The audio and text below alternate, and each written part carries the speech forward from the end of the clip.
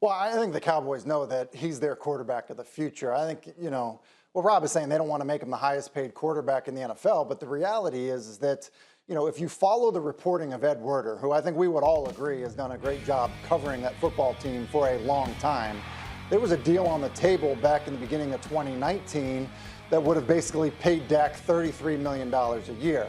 There's also reports that, from Ed and others that, the Cowboys have offered him a deal that would give him over $100 million guaranteed. You don't do that if you have real doubts about whether or not the guy can be your starting quarterback. And so I think that's the problem with, what Rob is saying about the situation there. Listen, is he a perfect player? No, he's not a perfect player. But are the Cowboys comfortable with paying him, starting quarterback money and guaranteeing him over $100 million? Yeah, they are. They're comfortable doing that, and I think they will. Should they be, Marcus? Is that the way this thing should? It feels like this is going to get to the deadline, and then they'll make the deal, and then they'll pretend that none of it really was a problem in the first place, and he'll walk away with his $100 million guaranteed dollars. So I guess in that scenario, there really is no loser. But is that the way it should turn out in Dallas? Yeah, it should turn out that way, G, because, listen, the thing that's revolving around this conversation, and what Tim just said and what Rob just said, is the dilemma. I've had those sentiments that Rob had about, are the Dallas Cowboys really all in on Dak when you talk about paying him and making him the highest paid quarterback? And what Tim just said, and Ed's reporting, and a lot of people that's been around Dallas organizations, is that they have wanted to pay Dak a high dollar sum to make him one of the highest paid, maybe not the highest paid. But therein lies the issue.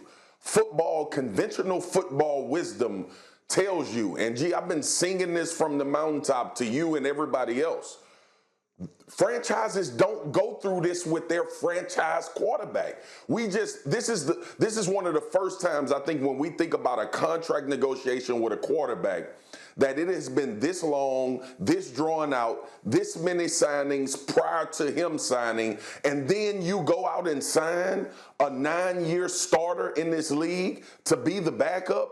That's preparation in case this thing doesn't work. That's what conventional football tells you. That's what it tells Tim Hasselbeck. That's what it tells Rob. That's what it tells myself. Guys that's been in the locker room before, this is not normal. So to get beyond that, and I've said this as well on the other side, if the Cowboys are offering Dak over $100 million or $100 million guaranteed, barring there's nothing about the structure of that's going to deter him or make it not what it's being reported, he is crazy not to take that amount of money when you've only made about $4 million in your career. So at some point, all of this is going to come out. But this has been the dilemma for everybody from the beginning. Why haven't you signed your franchise quarterback? Thank you for watching ESPN on YouTube. For live streaming sports and premium content, subscribe to ESPN+.